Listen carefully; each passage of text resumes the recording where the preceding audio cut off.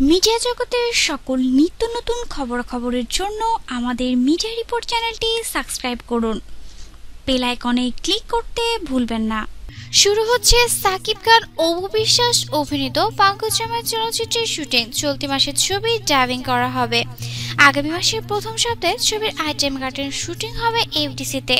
ছবিটি পরিচালনা করেছেন আব্দুল মান্নান, প্রযোজনা করেছেন মোয়াজ্জেম হক সরকার। দীর্ঘ 1.5 বছর বিরতির পর আবার নতুন উদ্যোগে শুরু হবে ছবিটির কাজ। তবে শুটিংয়ের আগে প্রয়োজন সাকিব খানের নিষেধাজ্ঞা প্রত্যাহার করা। পরিচালক অবশ্য আশা রাখছেন শীঘ্রই নিষেধাজ্ঞা উঠে যাবে।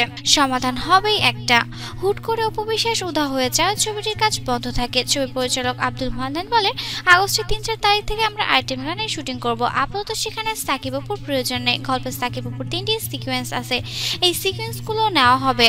সাকিব খানের নিষেধাজ্ঞা উঠে যাওয়ার পর আশা করছি শীঘ্রই একটা সমাধান পাওয়া যাবে। দর্শক, আপনার কি মনে হয় সাকিব খানের উপর যে নিষেধাজ্ঞা চলছে সেটা কতদিনের মধ্যে উঠবে? সাকিব কি আদৌ কোনো ছবিতে কাজ করতে পারবে? পাঙ্কজ জামাই কি রিলিজ পাবে? দর্শক, আপনার মতামতটি আমাদের সাথে শেয়ার করুন। নিচে কমেন্ট বক্সের মাধ্যমে আপনার মতামতটি লিখে আমাদের কাছে পাঠিয়ে দিন। বিনোদন জগতের সব ধরনের খবরাখবরের জন্য আমাদের মিডিয়া রিপোর্ট চ্যানেলটি সাবস্ক্রাইব করুন। ধন্যবাদ।